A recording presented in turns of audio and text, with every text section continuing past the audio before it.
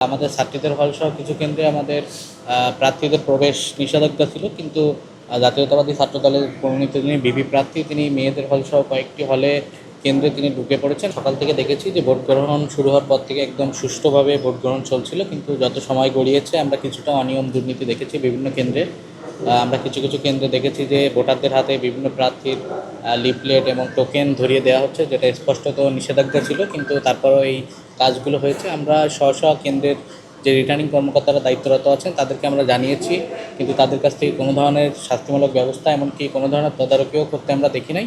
এর পাশাপাশি কিছু কিছু কেন্দ্রে আমরা দেখেছি আমাদের ছাত্রীদের হলসহ কিছু কেন্দ্রে আমাদের প্রার্থীদের প্রবেশ নিষেধাজ্ঞা ছিল, কিন্তু জাতীয়তাবাদী ছাত্রদলের মনোনীত যিনি বিপি প্রার্থী তিনি মেয়েদের হলসহ কয়েকটি হলে কেন্দ্রে তিনি ঢুকে পড়েছেন, এবং আমরা দেখেছি যে একটি ছাত্রী হলে এই মেয়েরা এই বিষয়টি নিয়ে এক প্রতিবাদ জানায় এবং একটা বিশৃঙ্খলা পরিস্থিতি সেখানে তৈরি হয়। এর পরবর্তীতে আমরা দেখি যে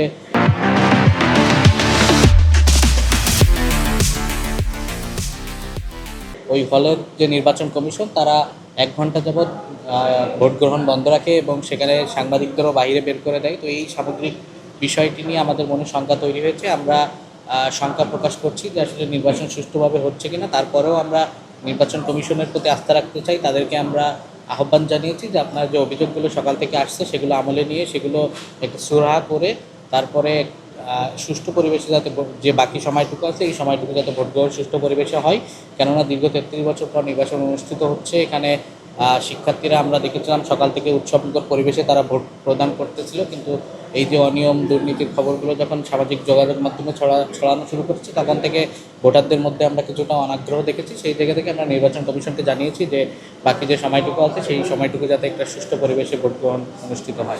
আমি জয়ের ব্যাপারে আশাবাদী, কেননা গণঅভ্যুত্থানের পর থেকে আমরা শিক্ষার্থীদের স্বার্থ সংশ্লিষ্ট বিষয়গুলো নিয়ে কাজ করেছি এবং যে কোনো যৌক্তিক আন্দোলনে সবসময় সামনের সারিতে নেতৃত্ব দিয়েছি। সেই জায়গা থেকে আমরা যখন প্রচারণায় গিয়েছিলাম শিক্ষার্থীদের কাছ থেকে ইতিবাচক সাড়া পেয়েছি।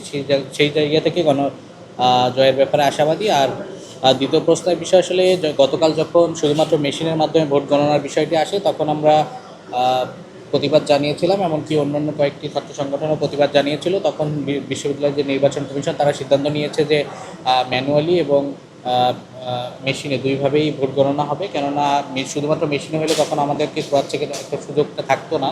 সেই জায়গা থেকে আমরা প্রতিবাদ জানিয়েছিলাম। এখন যেহেতু মেশিন এবং ম্যানুয়ালি দুইভাবেই ভোট গণনার সিদ্ধান্ত নিয়েছে আমরা এই সিদ্ধান্তকে ইতিবাচক হিসেবে দেখছি। আর সামগ্রিক যে পরিবেশ নিয়ে যে অভিযোগ এই অভিযোগের প্রেক্ষিতে আমরা ভোট বর্জন কিংবা বয়কটের মতো সিদ্ধান্তের দিকে এখনই যাচ্ছি না কিংবা এই ধরনের কোনো চিন্তাভাবনা করছি না। আমরা নির্বাচন কমিশনকে আহ্বান জানিয়েছি যে বাকি যে সময়টুকু আছে সেই সময়টুকু যে সুষ্ঠু পরিবেশে যাতে নির্বাচনটা অনুষ্ঠিত হয়।